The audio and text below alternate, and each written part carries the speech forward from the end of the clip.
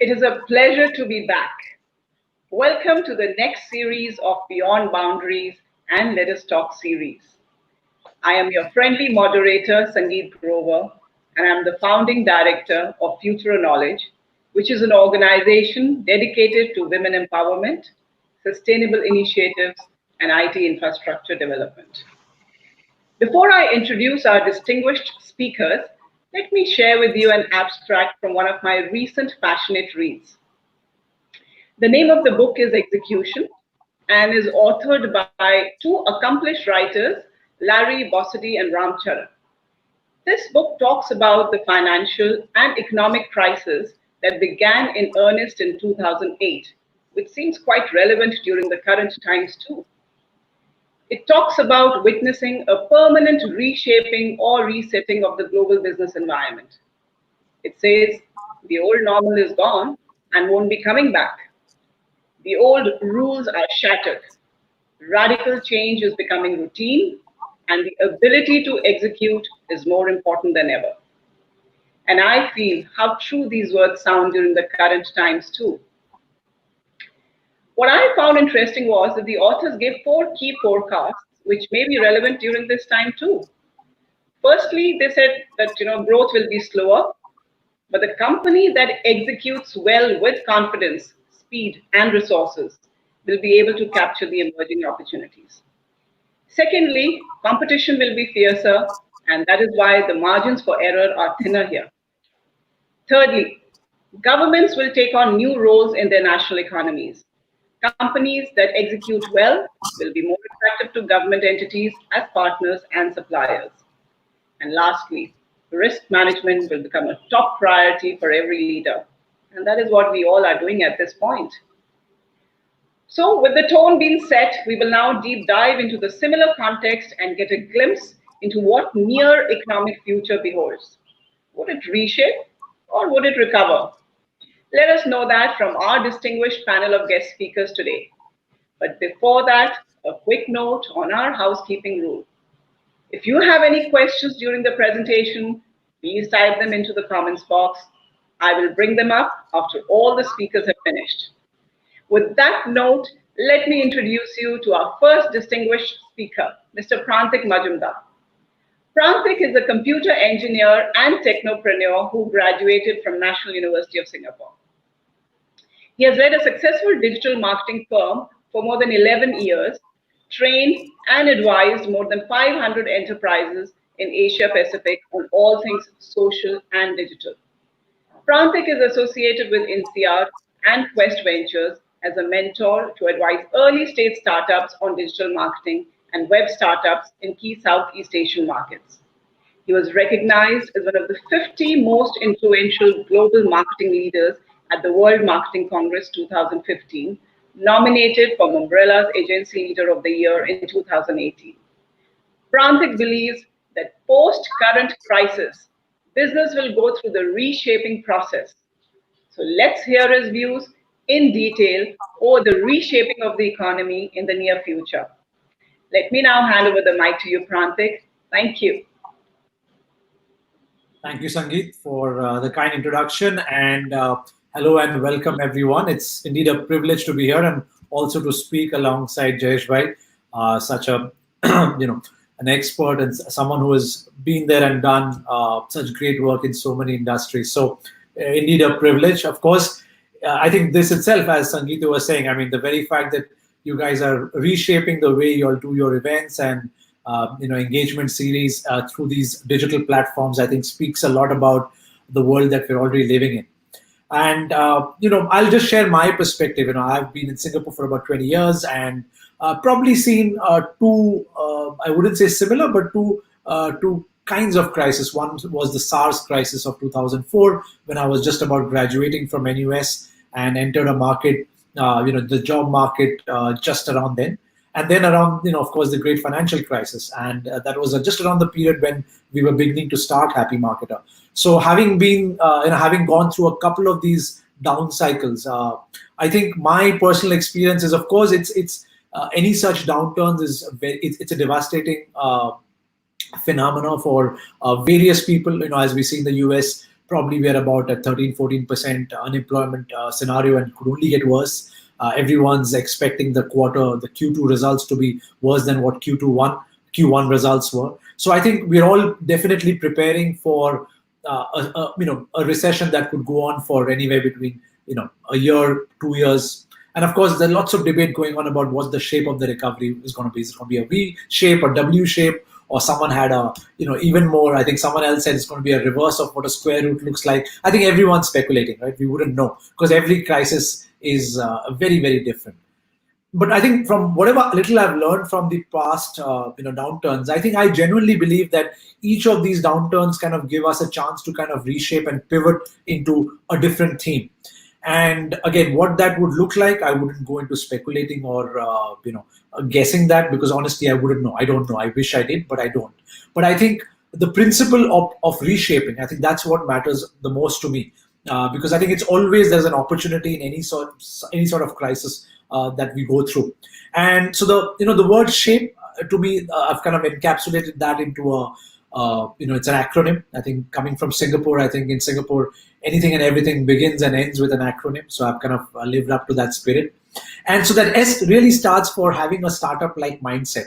And having run a startup of my own and advising a few others, I think what that really means is having an agile mindset where you want to bootstrap, you want to have agility, you want to be able to pivot. And something that we are seeing in a lot of smaller companies as well as bigger companies, where they're trying to use the existing technology or the existing business practices, but trying to apply it to different use cases. So for example, in Singapore, if you look at, let's say, Grab, right, or which is an Uber equivalent, where it was all about ride hailing, but they had to quickly pivot into food delivery, right? Because that was the need of the hour. And likewise, you're seeing various businesses use their current assets and trying to kind of use a startup like lean methodology, agile working principles to kind of pivot, to kind of cater to what's relevant and new. And I think one of the things that, especially if you're a big company, I think what matters is to acknowledge that the world is and has and is changing. And I think to me, the two simple examples is, I think there was a brilliant a graph that came about which showed the transition of, the contribution of online sales in the larger retail sales. I think in the US, what used to be about 16% of retail sales used to be online. Now, in the last 8-10 weeks, that's gone to about 30%. I think there was an article from L'Oreal which says that their online sales have now become 50% globally, which they had expected that to be the case in the next 10 years, has happened in the last 3 months. So I think the retail is a massive, it gives you a preview into what the world would look like.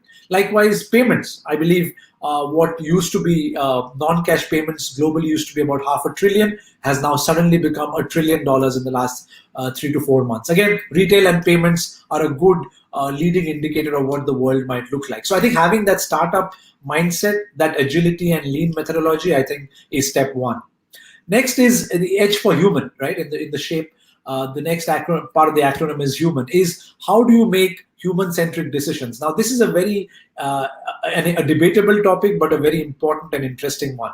Because at one end, we are saying we got to be more productive, we got to use more technology.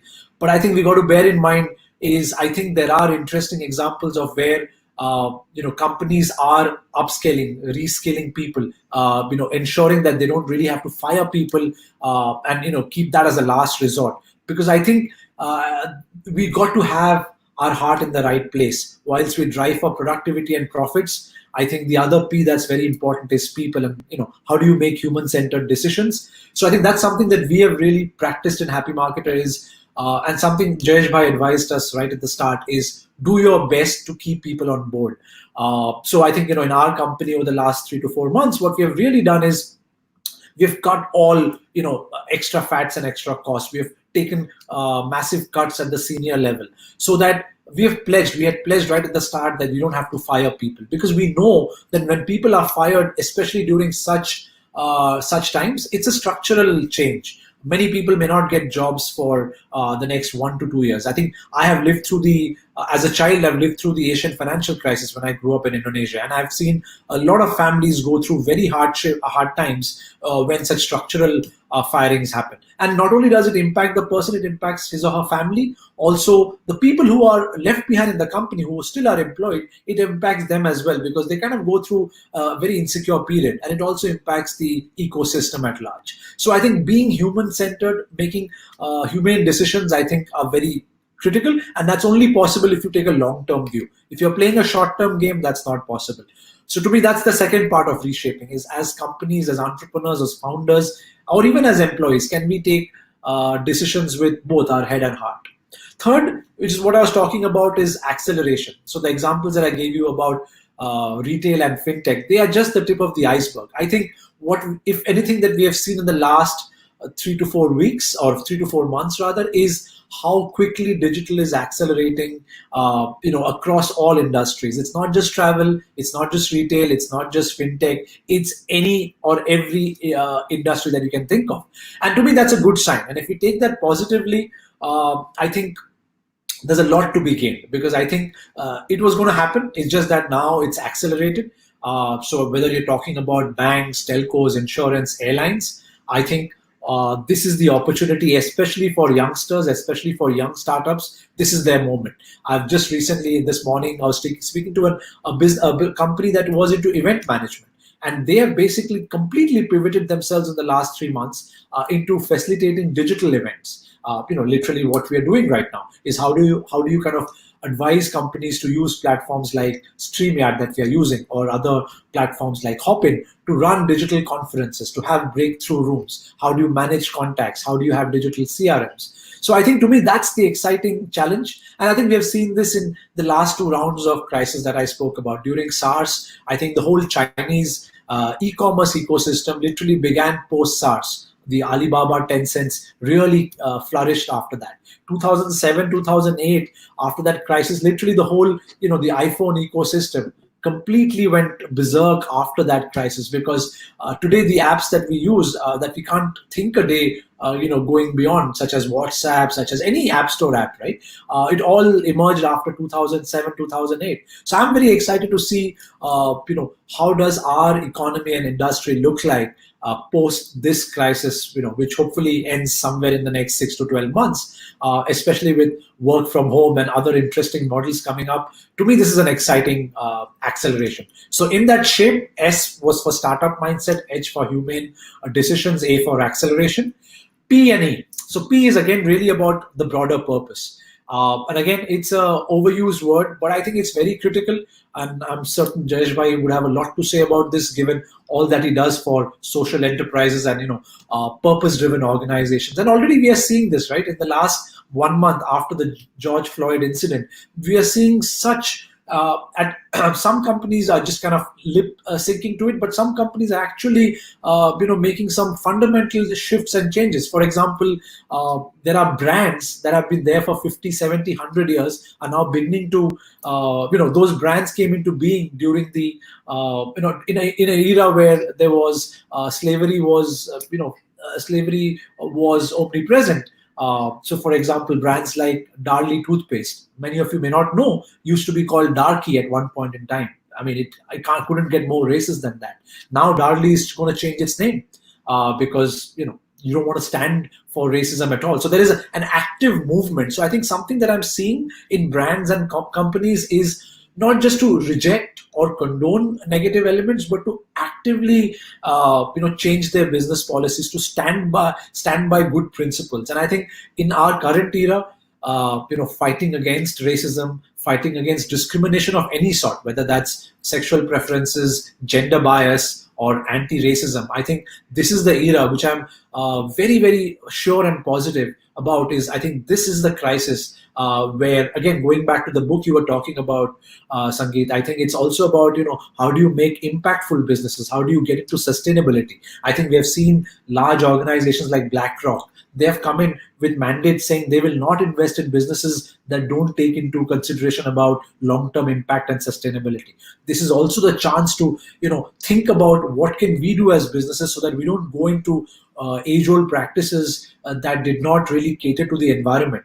I really hope that's something that most businesses and entrepreneurs, build into their purpose. As there's a philosophy called B Corp, right? There's a B Corp organization where you just don't look at the bottom line, but you look at the triple bottom line. You look at profitability, but you look at people as well as you look at impact, right? So that's what, to me, purpose is all about. And the last is ecosystem. I think just this morning I was reading about, we all are familiar about the PayPal mafia. So PayPal, when they sold to eBay, how so many entrepreneurs came from that. You had Elon Musk, who came and made Tesla and SpaceX. You had Reid Hoffman, who made LinkedIn. You had the founders of YouTube come from that ecosystem. You had people who went on to invest through 500 startups and Sequoia. And then I was reading about the Microsoft Mavericks, where at least, Microsoft eventually created, I believe, about 10,000 millionaires, of which 13 went on to build billion-dollar companies, including, and mostly into automation, into enterprise software. So some familiar names would be UiPath. There's one particular gentleman who went on to build 3 household names such as Glassdoor, Zillow, and a few others. So to me, this whole ecosystem thinking is very critical. It's not about just building your company, but can you create an ecosystem around this? The Tatas are, of course, known to kind of practice that, right? It's not just about their company, but how do you build an ecosystem, not just of companies, but also how do you build a good ecosystem for people to live, good schools, good hospitals. My dad having worked in the Tatas, I've kind of lived through that. So to me, that whole ecosystem thinking, I think, is the last part of the Shape model.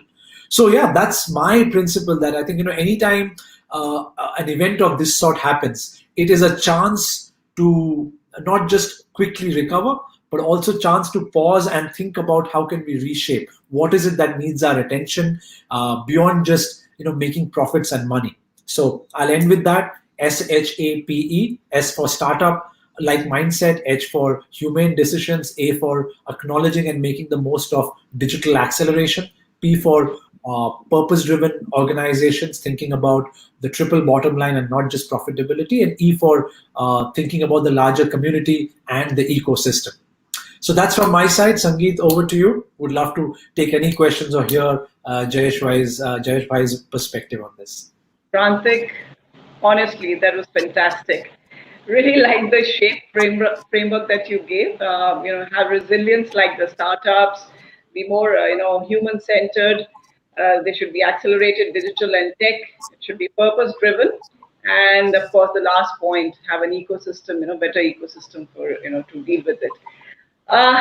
Wonderful. Really liked it. Okay, so our next esteemed speaker is none other than Mr. Jayesh Parekh. Jayesh is a co-founder of Sony Entertainment Television, a major television network of Sony Pictures Entertainment. He was a managing partner and now a senior advisor to Jungle Ventures, which is Pan-Asian cross-border technology venture capital funds based in Singapore. Jayesh is on the advisory board of a non-profit called Akhand Jyoti Eye Hospital in Bihar. He is on the investment committees of 3 of Avishkar Capital Funds, which are social impact funds. He's also on the board of Sanctum Wealth Management, One Animation, and Mila. He spent over 12 years at IBM in Houston and Singapore and was part of the team that brought IBM back to India in 1993. He is an entrepreneur in residence at INSEAD, a board and charter member of TIE Singapore. He's also a member of AngelList and Indian Angel Network. Well, recently Jayesh has become a published author of his first book, What Shall We Do With All This Money? Inspiring Perspectives on Wealth. I have read the book and highly recommend that everyone read it too. Sir, the lights are on you now. Thank you so much, Sangeet. I think I am kind of sort of embarrassed. I think just because I'm older, I've got more things on my resume for you to talk about compared to Prantik. So Prantik, we should work on that. So I brooded over this topic about reshape or recover. And I think the first biggest point that I want to make is to tell people that this is a pause. A pause button was hit early this year. And the only thing unknown is when will the pause button be released, both for life and economy? When will that resume? I think most of us know that it won't be on pause forever. So our lives, our relationships, our family life, workshop, work, travel, vacation, restaurants, clubs, healthcare, fitness, economy, kind of sort of all froze in various ways for each one of us in their different ways, depending on where we are. Life kind of went into a hold pattern. I can put an analogy like a plane circling, above, trying to wait for clearance, ATC clearance. I think similarly, some countries, while they are on hold, they're starting to give clearance to open the economy, and some are still unsure and cautious and opening in a phased manner. For example, like Singapore. So Singapore is now in phase two. I haven't seen so much joy. I think the last time I saw that joy was India winning a World Cup cricket. I think since then, this is like the second biggest euphoria, that the restaurants and clubs are again open. Before I go to the economy, there are a few things that I want to just touch upon. I think one of the most marked change that I saw was relationships. Uh, they've gone from warm, some lukewarm, some cold, all at the same time. So each one of us, is experiencing changes in our relationships. Our families came closer. We spent quality time, albeit forced, with each other in many cases. Many of the people whom we used to meet or whom we were in contact with regularly faded away. And yet, I've been on video calls with school friends, with college friends, and relatives and close groups. But there's been a shift in the relationship. So the social media traffic on WhatsApp has just increased dramatically for almost all of us.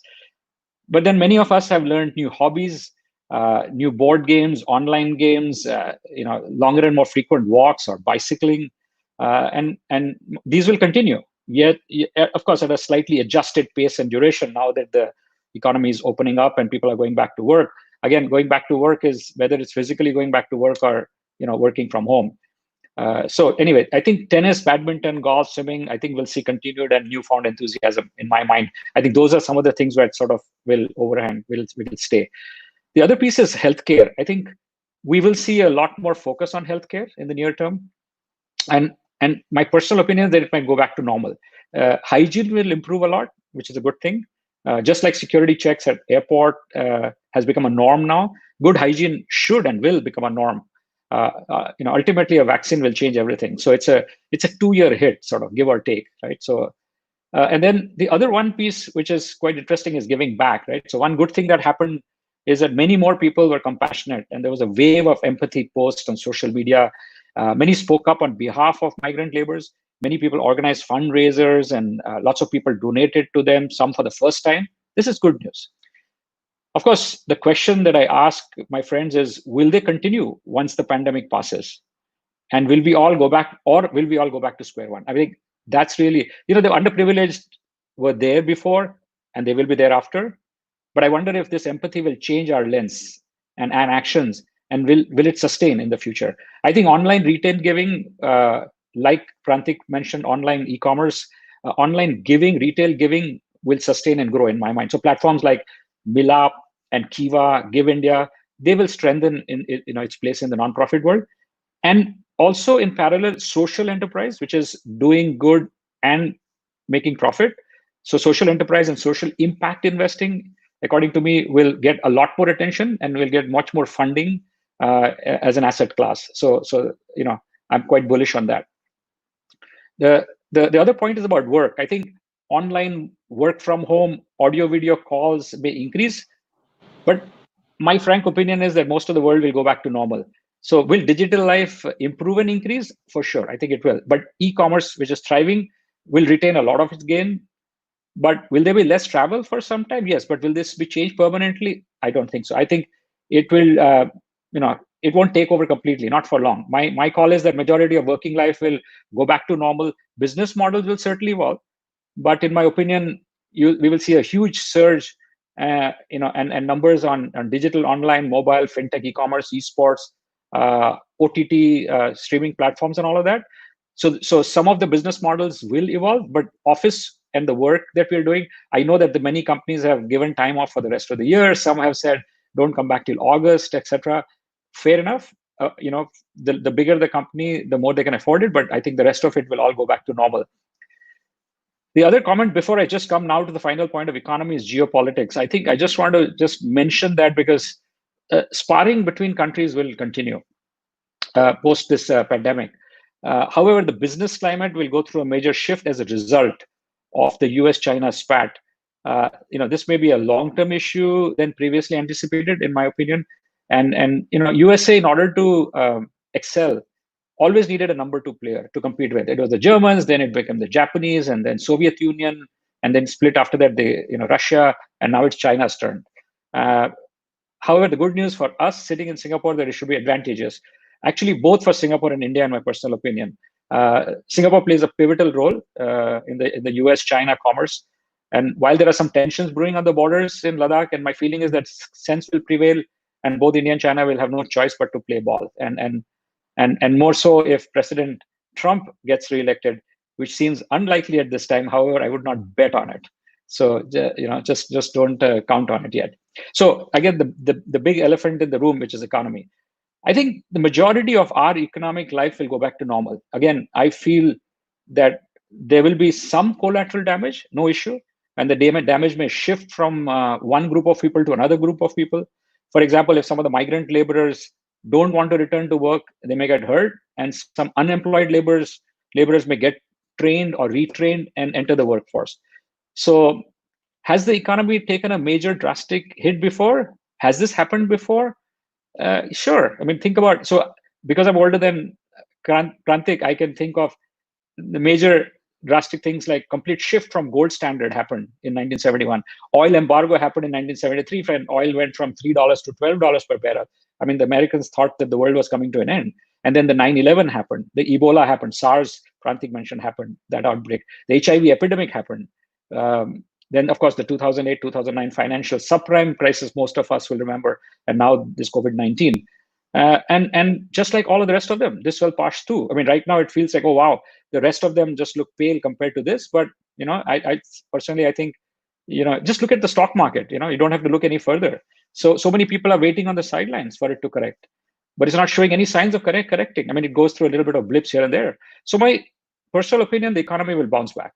The question is, how long will it take? Will it take 6 months, 12 months, 18 months? No one really knows. However, as individuals, how does it affect us? I think that's something we need to just chat about for a few minutes. For Singapore, my sense is that it will affect us less than emerging economies. That's because we have the per capita resources to fend off such a pause in the economy. Until Friday, most individuals have not been spending on restaurants, travels, clubs, vacations, or shopping. So in post-lockdown, will it result in splurging or caution, right? So, I mean, psychologists can answer that if people will splurge or save, but you can wait for data over the next few weeks and months. As of Friday, right, morning, for example, I went to the badminton courts at a club and it was 75% full. The breakfast area and the badminton courts were 75% full. I went to a lunch in another club and it was about 25% full on day one. So I'm not sure, if you've seen these videos of people with masks queuing up outside IKEA or Daiso. I mean, that was a massive queue outside these stores. Holland Village was apparently a zoo last night, so they're trying to figure out what to do and how to handle this. So if you pin me down, my bet is that slowly but surely, consumer spending will return in a few weeks or months, and we will see an upward trend in spending over the next few months and quarters. Okay, it may not go to 100% all in all sectors all at once. I mean, you can debate, will it go up by 25%, then 50, then 75, and then 100% over the next few quarters? Or, in some sectors like hotels and airlines, possibly that will happen. And then some sectors will see 33% to 66% to 100%, like durable goods or F&B, right? And but I just want to make a brief comment also on the entrepreneurial ecosystem. I think the VC investors have gone soft and cautious. I always wonder about that, because during that time, the time of crisis, there are big companies, like Amazon and Yahoo and eBay started, and they're doing extremely well. So I'm just surprised why they don't take a privilege, of the lower valuations. However, strong and savvy entrepreneurs are still getting funded. So digital, online, e-commerce marketplace, things like mobile payments, fintech, esports, these will get favors after this pause, according to me. So the valuation, I think, will also get reset which really is the need of the hour. I mean, valuation always goes through this huge uptake because everything is bullish, nobody can do anything wrong, and then something like this happens. And so again, so net, I'm bullish on the entrepreneurial ecosystem, the angel investments, also VC investments. So in summary, again, not all is lost. The gloom and doom will subside. Majority of the world will go back to normal in the next 12 to 18 months, maybe 2 years.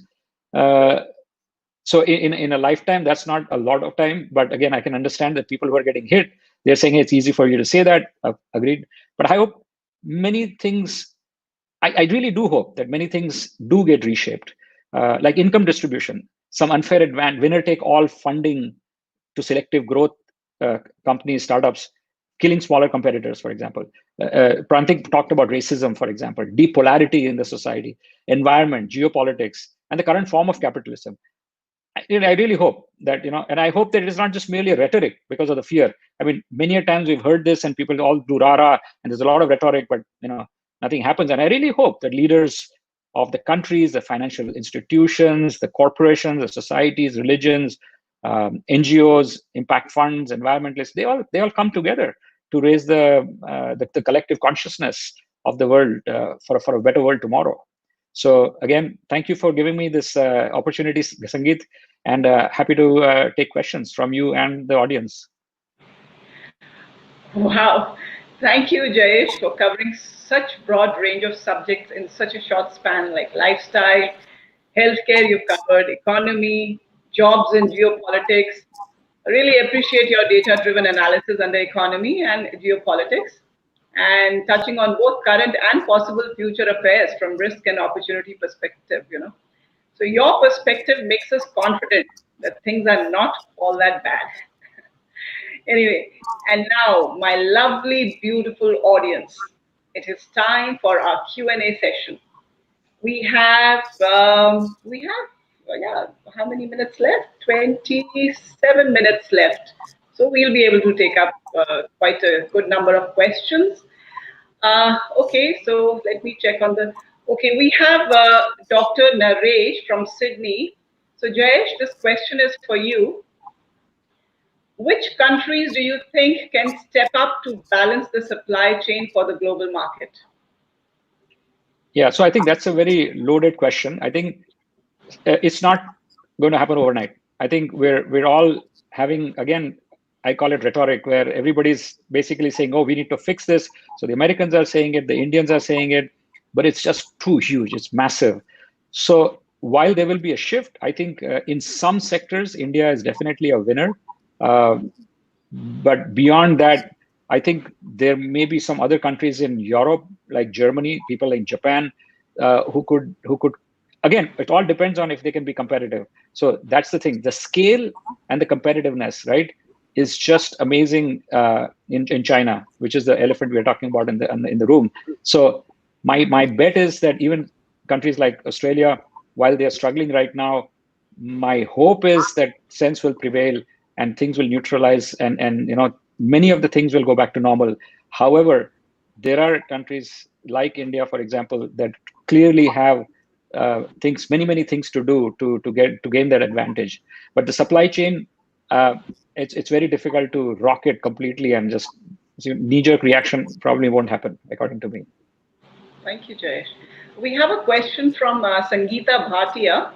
What kind of job market or careers are expected post-pandemic?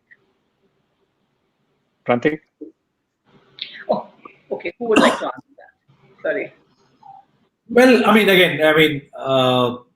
think like what Jayesh Bhai was saying, I think a lot of the industries will come back, a lot of the jobs will come back. But I think to me, it's really about what skill sets can one have or one build in one's own repertoire to kind of be future ready. And I think one thing that I would say, and maybe it would come as bias because I come from the digital field, is no matter what field you are in, whether it's in healthcare, my wife's a doctor, I see that in her industry, whether it's in manufacturing, I think where there is a need for productivity and profitability and just better efficient ways of doing things, I think any sort of digitization or digital skill sets would come in, I think, handy. I mean, I would definitely put my money there. And again, I just want to call out that does not necessarily mean coding. That's because I think there's suddenly a huge hue and cry about every child needs to code. In fact, if I was to put my money, I would say we don't need to learn coding. The way machines, how smart they are, coding would happen on its own with machine learning and AI. I think there's just I mean, if you want to code, if that's an area of interest and passion, by all means, absolutely go down that path. But I don't think I think a lot of people tend to misunderstand this. That I mean, my kid needs to go for these Saturday coding classes and become experts in coding.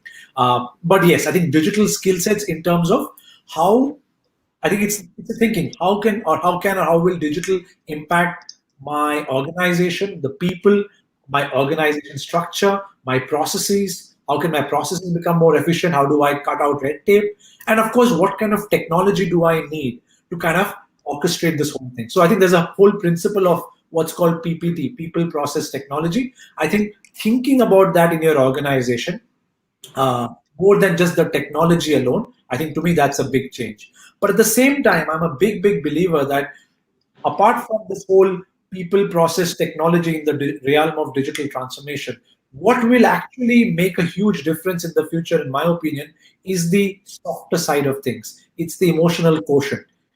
It's the creativity, because with technology kind of making the world a flat place. I think making democratizing information asymmetrical. I think it's the side of the brain which fuels creativity, your emotional quotient. How do you respond to situation, your resilience, your EQ, essentially. To me, honestly, what our education system and school systems don't do very well at all is they don't necessarily shape that side of the human being.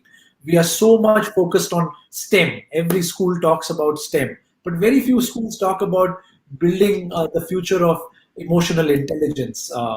The softer elements. So to me, if from a future, I wouldn't predict what jobs, what industry, but I would, there is a school of thought which talks about the T-shaped individual, which is basically have a good, broad perspective on life, on your industry, but choose one or two areas of depth.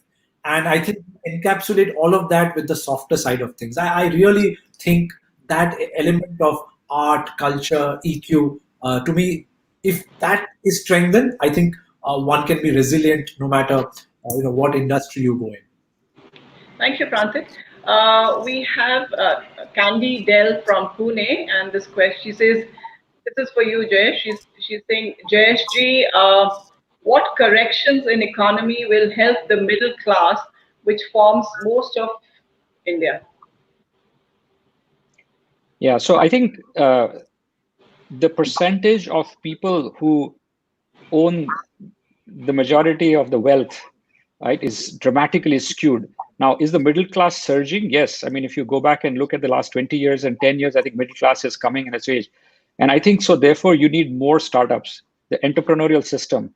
So yeah, there are two parts to it. One is the corporate jobs and one is entrepreneurial jobs. And there are many things that many companies that are thriving on micro entrepreneurship, by the way. So there is a big wave of not just normal entrepreneurship, but also micro entrepreneurship. So I think India cannot get that many jobs kicking. I mean, no matter what. I mean, the number of engineers that are coming out, the number of candidates that are coming out, fresh graduates, is just too high for even national skills development and people like that. They're trying extremely hard, but it's very difficult. And I think entrepreneurship really is the answer. And so whether it's a normal mainstream tech or it's also social enterprise, I think more and more youngsters are looking for purpose. So I think that shift, I think, is important. The other piece is where the millennials who are going to come into wealth, I have a lot of hope for them. So, that's part of the things that I've also discussed in my book, which is to say that, hey, these people who are going to inherit hundreds of millions of dollars are not going to be the same as their parents, where there is single-minded accumulation of fund and succession and passing it to the next generation. They are looking for purpose. And so to me, I see that whole social enterprise will get favors from these millennials who will be looking for purpose. And so there'll be a lot of shift. So I think middle class people, again, one of the things that we talked about in the previous question that Prantik answered is that we just need to be smarter, right? So our education system needs to be smarter to say that, hey, are we going to cater to the same rote education as before, or are we going to have people who are problem-solving people? And because if that is there, then the middle class have more opportunities. And so I, also sort of pick at things like AI and IoT. UI UX is huge. Design, right? You start thinking of design and fintech, health tech, med tech, biotech. All of these are really something that if the middle class go after, even in terms of jobs, it's great, but also from the point of view of starting your own enterprise. And I think we are an entrepreneurial DNA in us. And so and there are many more investors coming to the fore. So more and more angel investors are coming, more venture capital investors are coming. And so my feeling is that India is in a good place and the middle class is in a good place. Thank you. Uh, we have a question from Roy Soma. Prantik, maybe you could answer this.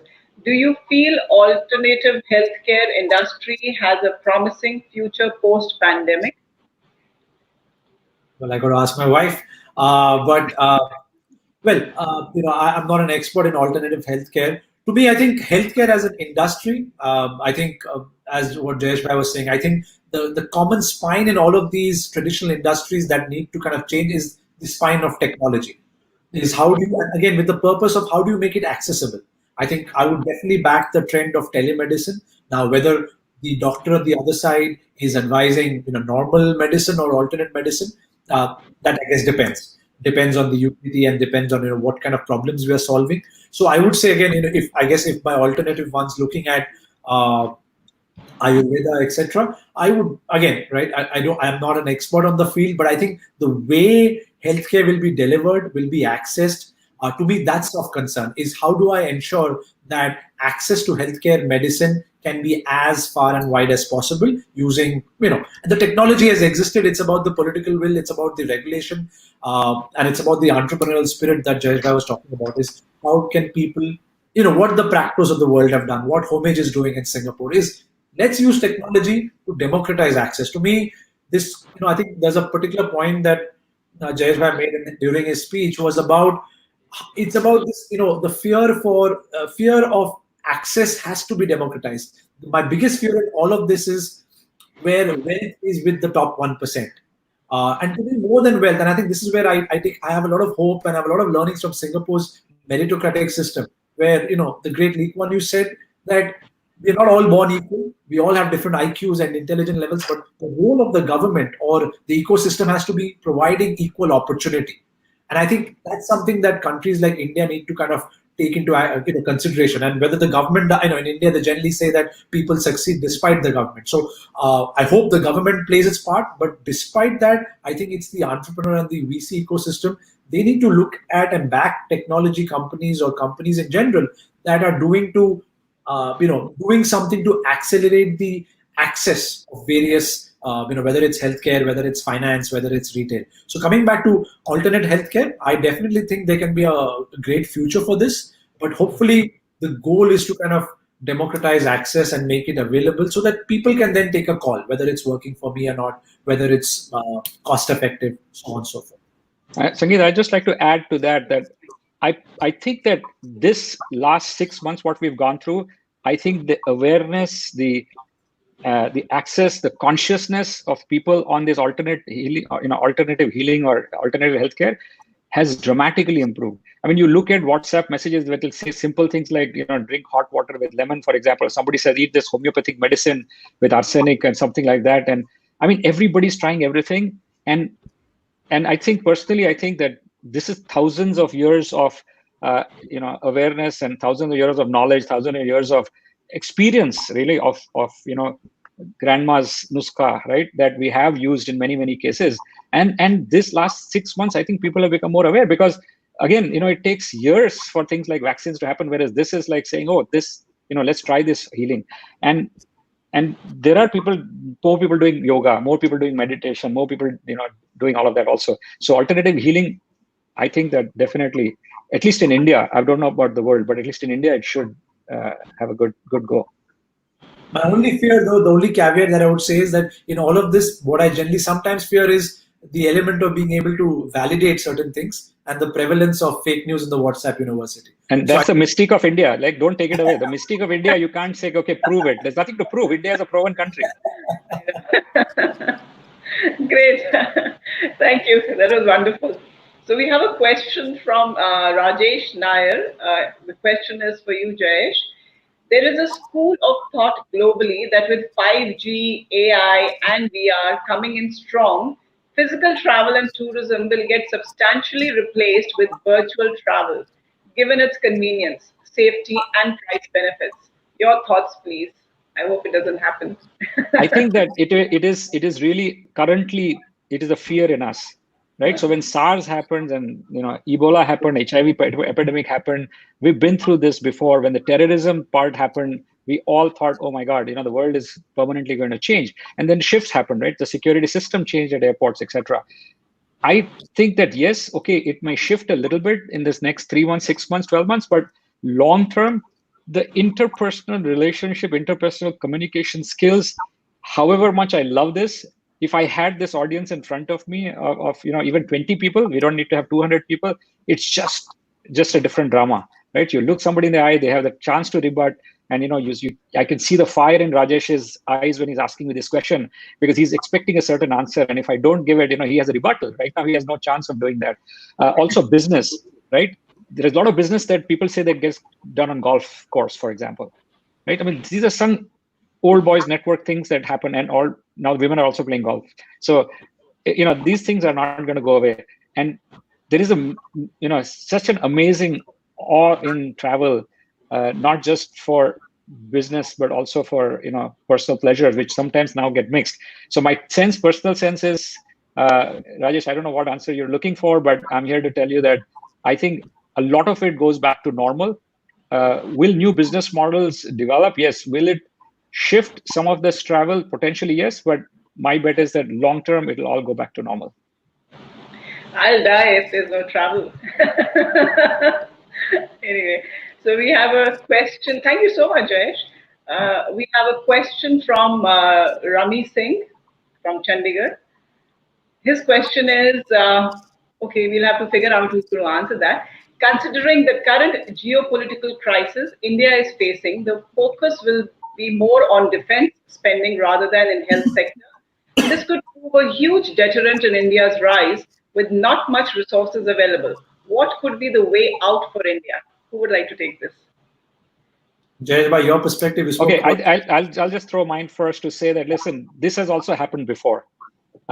So yes, okay, is there a panic? Yes, it's just right now people are all bent out of shape, and rightly so, right? I mean, I said, you said, he did, I did.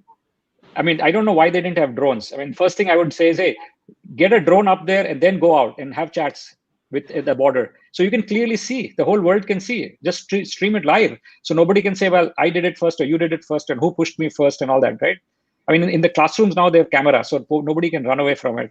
Again, coming back to defense spending, I'd say that we're already overspending in a country like India. I don't think you need any more. I think we are fairly good in terms of our defense. Okay, so, do you need to replace the tanks and replace the planes every so often and all that? That will happen regularly, not just because of what's happening now. A little skirmish like that, frankly, can be resolved by having, high level dialogues. And frankly, neither country can afford it. And both in terms of, getting more aggressive, to be honest. And China's got a bigger problem. Thank God for President Trump. So, at least till November 4th, we're in good shape. Post November 4th, like I said, don't bet against him. Okay.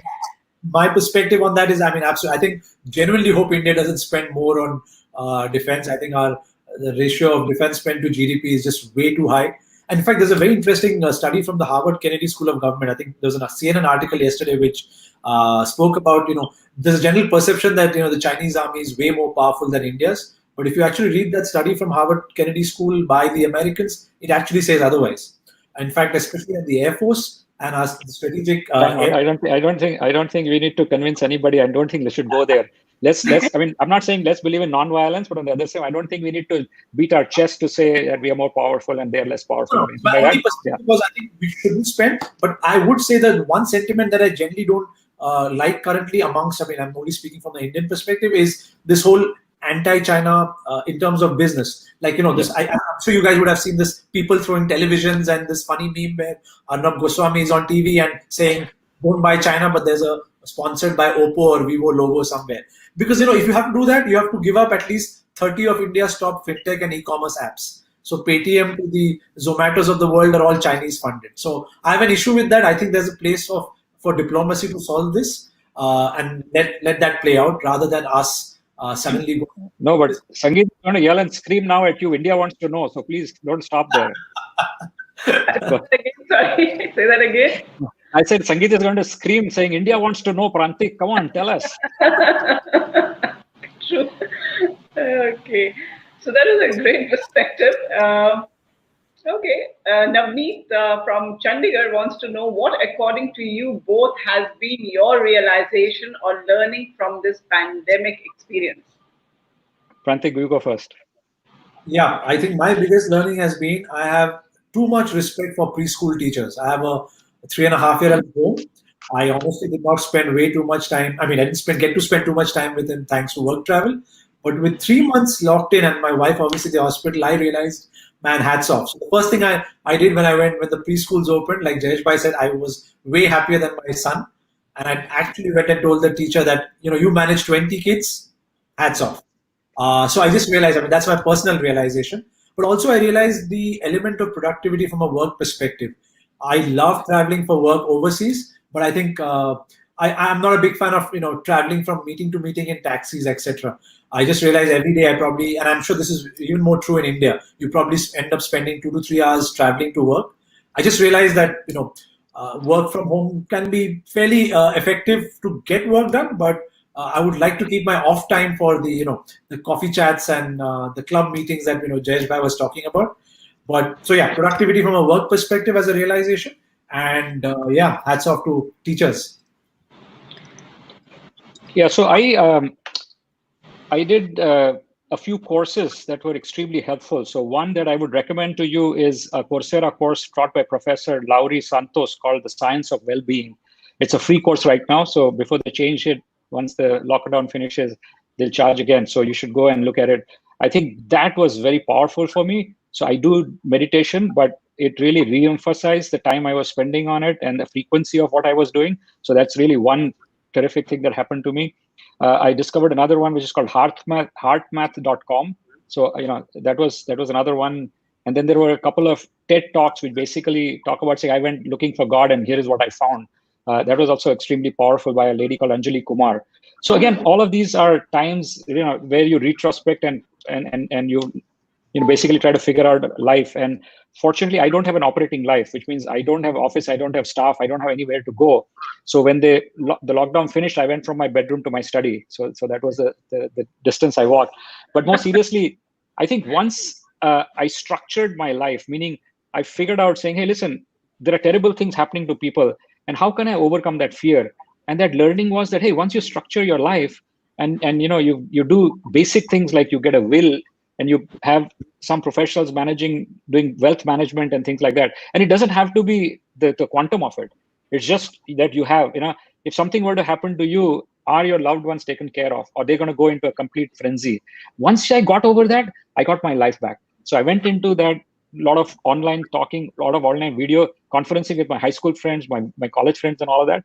And then the last thing that I did is that I got a teacher in Bombay online Zoom, and I started learning how to sing some old Bollywood songs. So Sangeet, if you ever have a karaoke session in your house, all I need is red wine and I'll bring my own system and we can have a sing song. Absolutely. I'm trying to learn Carnatic music. So we can make a good combination. Okay. So we have a question now from Roy Soma. And then this is for Jayesh. Do you feel that online school system is an effective way of education? As going to school is not just academics, it has many other facets. What do you feel? I think that it is definitely a combination. Just online can't work, right? I mean, first of all, Prantik will, obviously kill me if I said that, no, let's all go online. Then he'll say, wait a minute, I just finished telling you that I can't handle it. But seriously, there is something about the social quotient, right? So the SQ also, the EQ that Prantik talked about, you got to add SQ to it. And that SQ is social quotient. And I think for kids, especially, that is extremely, extremely important. And even there is a lot of talk about college education going out of favor. because the cost is very high. I agree with that, but the value system that develops, the camaraderie you get, the experience you get, right, the bonding you get, even in a place like INSEAD, Prantik, you know how it is. And so my sense is that, yes, is there a place for online? Sure. You can do some homework online and you can watch some videos online on weekends and stuff like that. But just going to school, I think, no, I mean, personally, I wouldn't like to change that. We have a question from Professor Susanna from Hungary for Mr. Parekh.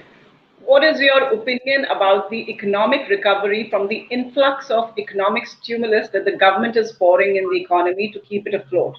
Would we recover from that? If yes, then how and for how long? Yeah. So I'd say that the governments of countries that can afford it have no choice. What's the point of accumulating wealth if you can't utilize it for the right people at the right place in the right time?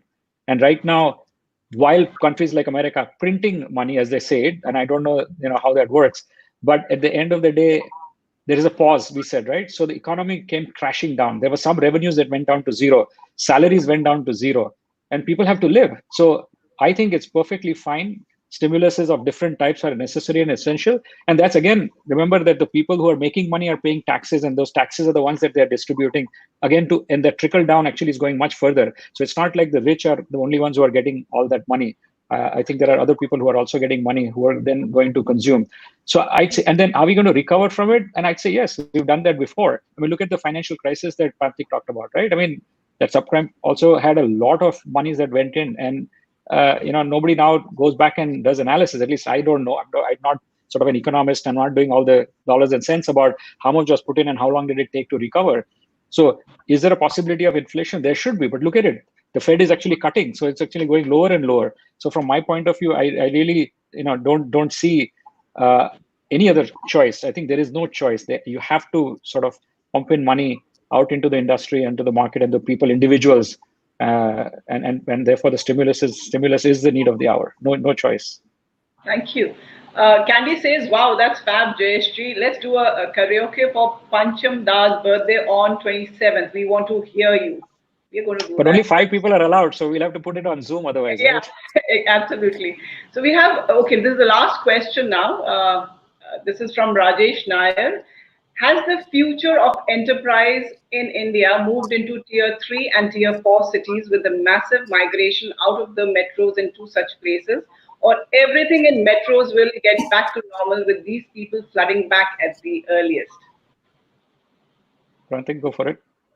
Yeah, so I think it depends on what category of people we're talking about. So if you're talking about the migrant laborers, of course they've gone through a hell of a time, of course, and I would reckon that as soon as things kind of start fading away, people would move back, because obviously people ultimately the human spirit is you would want to move towards the epicenters of power and wealth, right, for opportunity. So I think I would definitely see the labor force kind of flocking back to the Delhi, Bombays, and the tier 1 cities. But I think at the other end, what I'm seeing is, I don't know about tier 3, tier 4, but at least the tier 2, tier 3 cities, the spirit of enterprise is definitely great. I think today you're seeing, a lot of enterprises coming from Jaipur, Pune, Indore, Nagpur. It's not just the Bangalores and, the Bangalores and the Delhi and the Bombays of the world.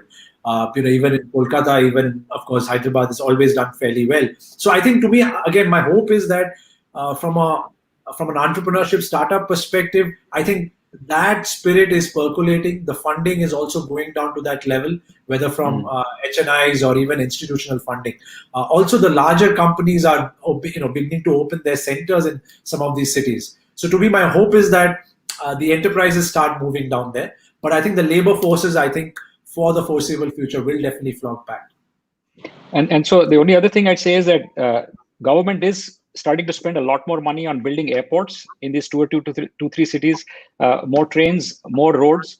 And so the corporates then therefore will also go there. The corporates are also tired of paying these high cost and having these problems. So all the businesses obviously can't shift to tier 2, tier 3 cities, but many can and will shift because now there is access. The infrastructure is going to help that happen. Thank you so much. That was really wonderful. And it was a very reflective session. And thank you all for such overwhelming participation. You can follow us on our Facebook, Instagram, and YouTube channels. and please keep the questions flowing.